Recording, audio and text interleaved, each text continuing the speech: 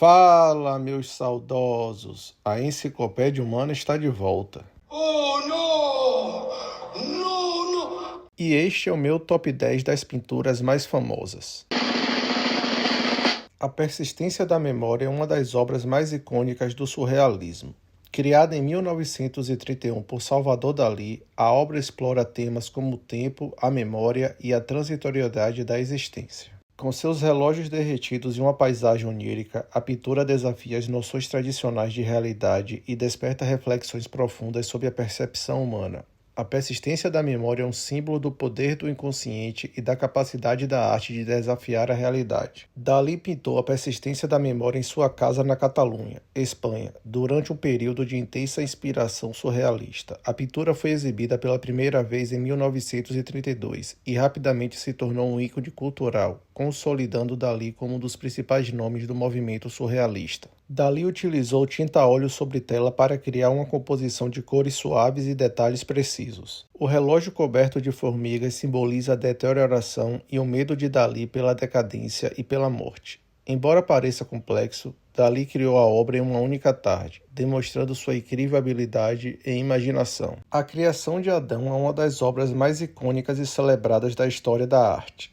Parte do magnífico teto da Capela Sistina, no Vaticano. A pintura foi criada por Michelangelo entre 1508 e 1512, durante o Renascimento italiano. A cena representa o momento bíblico em que Deus dá vida a Adão e se tornou um símbolo universal da conexão entre o divino e o humano. A criação de Adão transcende seu significado religioso para se tornar uma expressão universal de humanidade e criatividade. A obra faz parte do vasto projeto de Michelangelo para decorar o teto da Capela Sistina, encomendado pelo Papa Júlio II. O teto retrata cenas do Gênesis, culminando na história da criação. Michelangelo inicialmente relutou em aceitar a tarefa, pois se considerava mais escultor do que pintor, mas acabou criando uma das obras mais grandiosas e influentes da arte ocidental.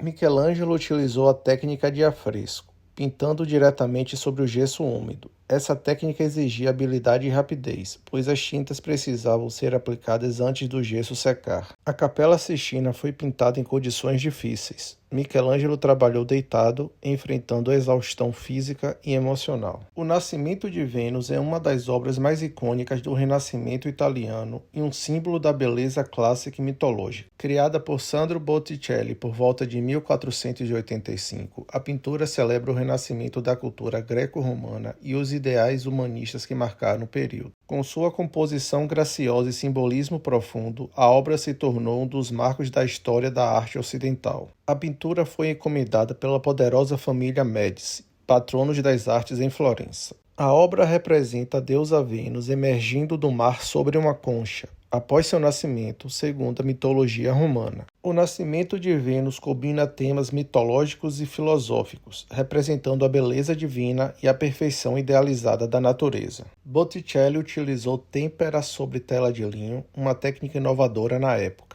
A obra é caracterizada por linhas graciosas, cores suaves e uma atenção meticulosa aos detalhes. A figura de Vênus foi inspirada na modelo Simonetta Vespucci, considerada a mulher mais bonita de Florença. O nascimento de Vênus foi revolucionário por sua temática mitológica, já que a arte religiosa dominava a produção artística da época. O Beijo é uma das obras mais emblemáticas do movimento Art Nouveau.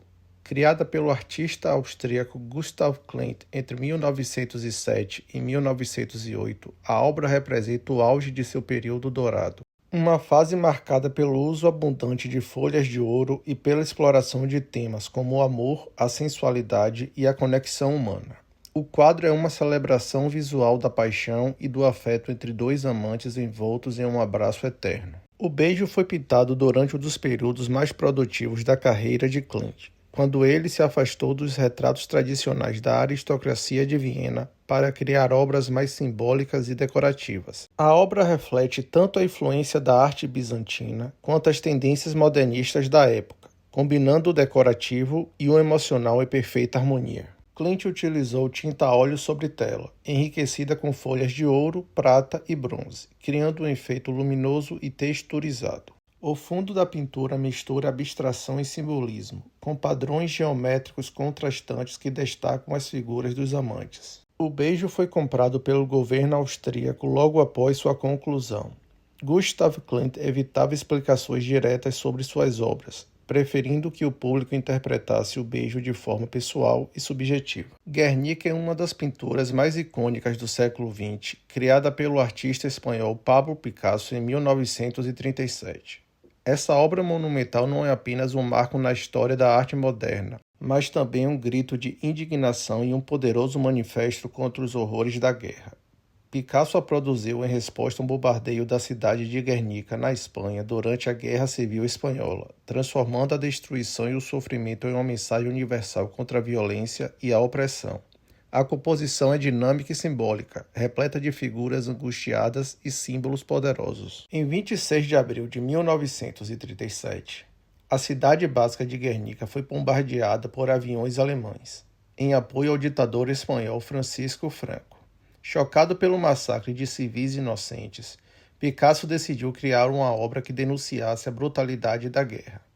Guernica se tornou um símbolo da resistência e da luta pela liberdade. Picasso utilizou tinta a óleo sobre tela, com uma paleta limitada a tons de preto, branco e cinza. O uso de formas cubistas e surrealistas cria uma narrativa fragmentada e caótica que reflete o sofrimento e a confusão da guerra. Durante a Segunda Guerra Mundial, Guernica permaneceu nos Estados Unidos. Picasso só permitiu seu retorno à Espanha em 1981, após o regime de Franco.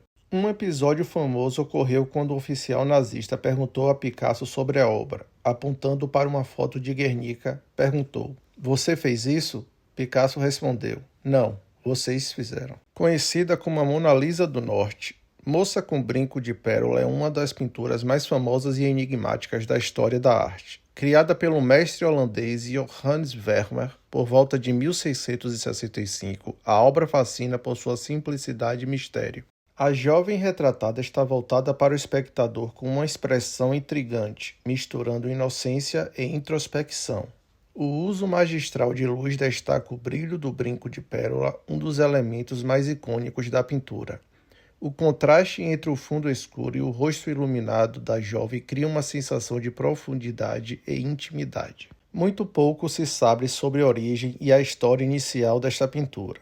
Não há registros claros sobre a identidade da jovem retratada ou por que Vermeer a pintou. Durante séculos, o quadro permaneceu relativamente desconhecido até ser redescoberto no século XIX. Hoje, ele é considerado uma das obras-primas do chamado século de ouro holandês. Vermeer utilizou tinta a óleo sobre tela. Seu domínio da luz e da cor é evidente na suavidade das transições tonais e no brilho da pérola. Ele era conhecido por seu trabalho lento e meticuloso. Ele produziu apenas cerca de 35 pinturas em toda a sua vida, e cada uma delas é altamente valorizada. O grito é um símbolo universal de angústia e desespero humano.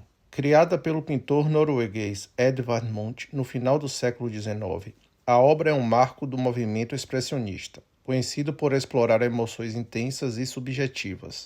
O grito não é apenas uma representação visual de angústia, mas também uma janela para a mente do seu criador e para as emoções universais que ele conseguiu capturar. A figura central é andrógina e deformada, com uma expressão que transmite desespero e horror. A composição inteira é distorcida, criando um efeito de movimento e ansiedade. Edvard Munch pintou o grito em 1893 como parte de sua série intitulada O Friso da Vida, que explora temas como amor, medo, morte e ansiedade. Inspirado por uma experiência pessoal, Munch descreveu o momento que o levou a criar a obra em seu diário. Ele estava caminhando ao entardecer quando sentiu uma sensação avassaladora de melancolia, como se o grito infinito atravessasse a natureza. Edvard Munch utilizou tinta a óleo, têmpera e pastel sobre papelão, uma escolha incomum que contribui para as texturas e o impacto visual da obra. Existem 4 versões de O Grito, 2 pinturas, uma litografia e um desenho em pastel, todas criadas por Munch. Em 2012, uma das versões foi vendida por $120 milhões em um leilão, tornando-se uma das obras de arte mais caras já vendidas. A Última Ceia é uma das obras mais emblemáticas da história da arte e uma das maiores conquistas de Leonardo da Vinci. Pintada no final do século XV, esta obra renascentista retrata um dos momentos mais significativos da narrativa cristã, o anúncio de Jesus de que um de seus discípulos o trairia. Mais do que uma representação religiosa, A Última Ceia é uma obra que exemplifica a genialidade de Leonardo da Vinci em capturar a emoção e a complexidade humanas. A obra é reconhecida por sua composição inovadora. Leonardo posiciona Jesus no centro da mesa, enquanto os 12 apóstolos estão divididos em grupos de 3. Cada apóstolo expressa emoções distintas, criando uma narrativa visual rica e dinâmica. O uso da perspectiva linear direciona o olhar do espectador para Jesus, enquanto os detalhes na expressão corporal e facial dos apóstolos dão vida à cena. Leonardo da Vinci foi contratado por um duque de Milão para pintar a Última Ceia no refeitório do convento de Santa Maria della Grazie, em Milão. A obra foi criada entre 1495 e 1498. Leonardo não utilizou a tradicional técnica de afresco, pintura sobre gesso úmido. Em vez disso, ele experimentou uma técnica mista, aplicando tinta sobre gesso seco para obter mais detalhes e texturas. Porém, essa técnica mostrou-se instável, o que contribuiu para o rápido desgaste da pintura ao longo dos séculos. A Última Ceia está em estado frágil devido à deterioração precoce, intervenções desastrosas e bombardeios durante a Segunda Guerra Mundial. Judas, o traidor, é representado segurando a bolsa de dinheiro e inclinado para trás, destacando sua culpa. A Noite Estrelada é um dos maiores ícones do pós-impressionismo. Pintada em 1889 por Vincent van Gogh, a obra retrata um céu noturno vibrante e emotivo, que expressa os sentimentos e a visão única do artista sobre o mundo ao seu redor. A pintura é um retrato da alma de Van Gogh e de sua complexa visão do mundo. A composição da obra é marcante por um cipreste em primeiro plano que conecta o céu com a terra, simbolizando o elo entre o mundo terreno e o espiritual. A pequena vila ao fundo, com suas casas iluminadas, contrasta com a vastidão cósmica, criando uma sensação de paz e inquietação simultaneamente. A Noite Estrelada foi criada durante o período em que Van Gogh estava internado em um asilo, no sul da França. Ele voluntariamente se internou no asilo devido à sua saúde mental debilitada e crises frequentes. A obra é baseada na vista da janela de seu quarto no asilo, combinada com a sua imaginação. Van Gogh escreveu em cartas que a pintura era uma expressão de suas emoções e não apenas uma representação literal da paisagem. Van Gogh utilizou tinta a óleo sobre tela, característica de sua produção artística. Ele usou pinceladas curtas e densas, criando texturas que dão vida à cena, uma técnica característica do pós-impressionismo. Apesar de ser uma de suas pinturas mais conhecidas, Van Gogh a considerava uma obra menor e estava insatisfeito com ela. A Mona Lisa, também conhecida como La Gioconda, é considerada a obra de arte mais famosa e enigmática do mundo. Pintada por Leonardo da Vinci no início do século XVI, a obra tem intrigado especialistas e fascinado o público por séculos, principalmente por seu sorriso misterioso e o olhar que parece seguir quem a observa. Mais do que um simples retrato, a Mona Lisa é uma obra que transcende o tempo e a cultura. O sorriso da Mona Lisa é uma das características mais marcantes do quadro. Dependendo do ângulo e da iluminação, o sorriso parece mudar, o que contribui para o mistério da obra. Acredita-se que a Mona Lisa seja um retrato de Lisa Gherardini, esposa de um comerciante de seda florentino chamado Francesco del Giocondo.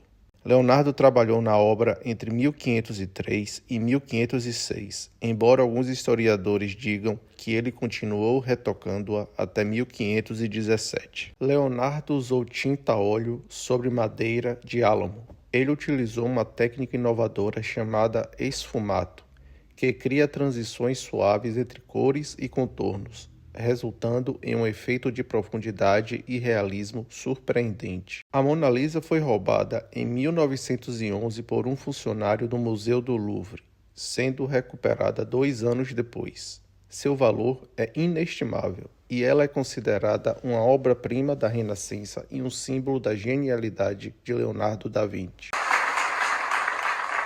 Estavam pensando que eu entendia só de música, né? Lamentável. Por favor, deixar um like e comentar o que bem entenderem.